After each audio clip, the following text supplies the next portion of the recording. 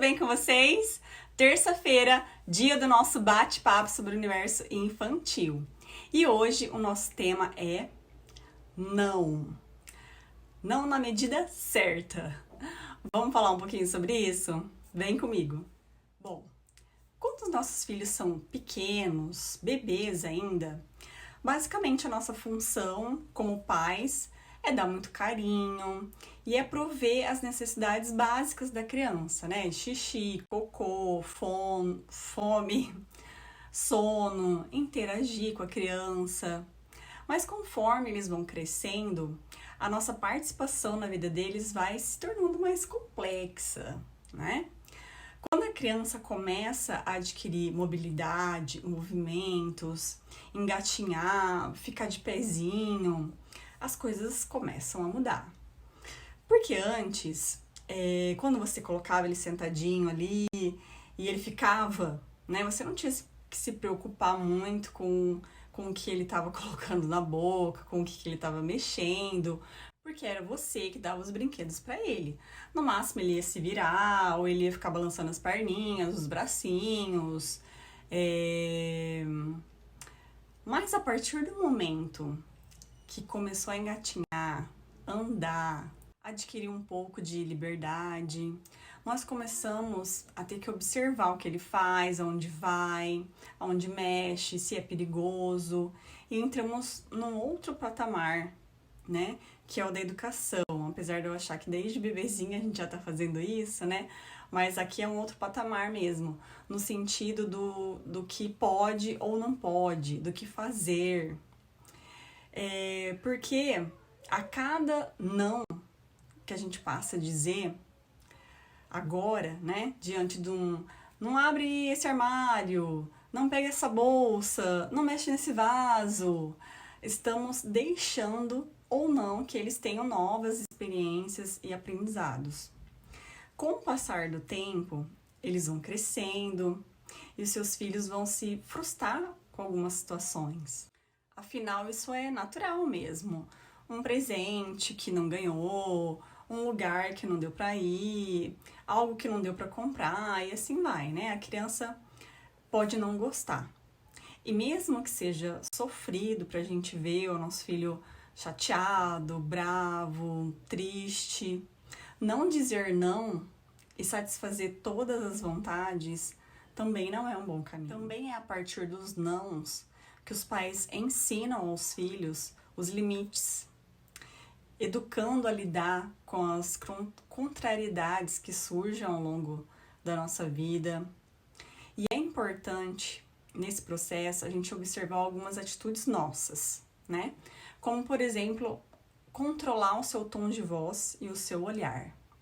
O jeito que você fala e o seu olhar para a criança também interfere no aprendizado e na compreensão do significado do não.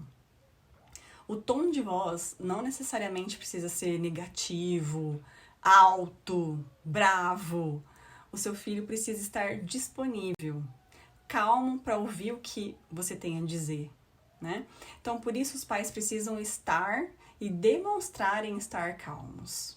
Quando os pais possuem um jeito autoritário, falam bravo, nervosos, né, aos gritos, por exemplo, as crianças nem vão ouvir o que você está dizendo, porque você vai estar acionando um sinal de perigo para ela, né? Gritando, falando nervoso, bravo. E assim ela não vai interpretar a sua fala como um ensinamento, mas sim como uma ameaça, tá? Uma outra coisa, explique o motivo do não.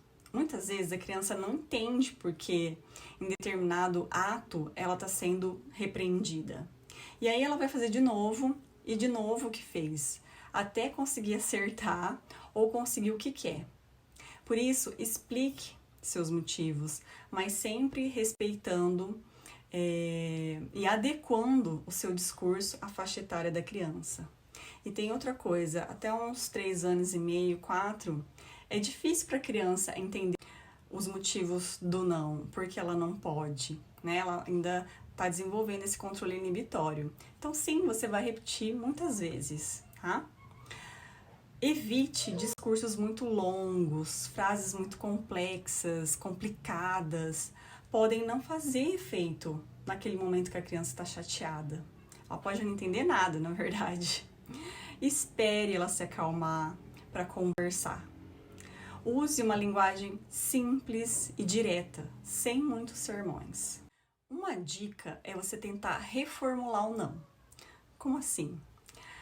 Vamos dizer que a criança peça para comer um doce antes do jantar, por exemplo. Diga que ela pode comer depois da refeição, né? Mas atenção, gente, às vezes os pais falam num tom de voz muito assustador para a criança. E assim ela não vai ver aquilo como uma mensagem positiva, tá? Então preste atenção no tom de voz e no jeito que você fala, de novo. E quando você tiver que evitar alguma situação, em vez de dizer, não faça isso, que tal mostrar para o bebê ou para a criança o que é o certo a se fazer, né? Com aquele objeto, ou o que é o certo a se fazer. Então, por exemplo, em vez de dizer, não jogue seu prato no chão, que tal pegar o pratinho e falar assim, olha, o pratinho, o lugar do pratinho é em cima da mesa, em cima da sua cadeirinha, né? Ou se a criança for desenhar na parede, por exemplo, riscar alguma coisa assim, mostre para ela onde desenhar. Olha, a gente desenha na folha, né? Então, mostrar como se fazer. Mas e como saber se eu estou dizendo não demais para o meu filho? Uma das alternativas para perceber se os nãos estão demais aí na sua casa e até inibindo seus filhos é reparar se também existem momentos prazerosos na relação com eles, sabe? E se isso acontece na mesma proporção. Porque equilíbrio é importante, né? Então, será que você está dizendo o mesmo tanto de não que você está dizendo, está tendo o contrário, né? Porque a gente precisa mostrar para as crianças que alguns dos desejos delas podem ser atendidos, né? Permitir também com que eles tenham experiências e aprendizados. Então, claro que tudo aquilo que representa perigo para a criança, é importante que você diga não, né? Use um tom de voz firme, mas sem gritar. Explique por que não pode. E é provável que você repita isso muitas vezes, tá?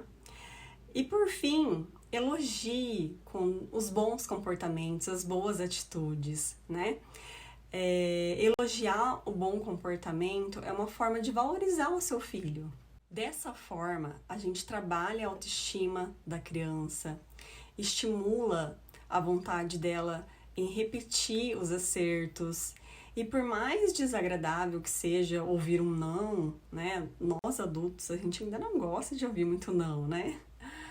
É por meio deles e desses momentos que as crianças podem aprender habilidades como cooperar, ter calma, ter flexibilidade, tá bom? Gente, espero ter ajudado vocês, espero que vocês tenham gostado. Um beijo, tchau!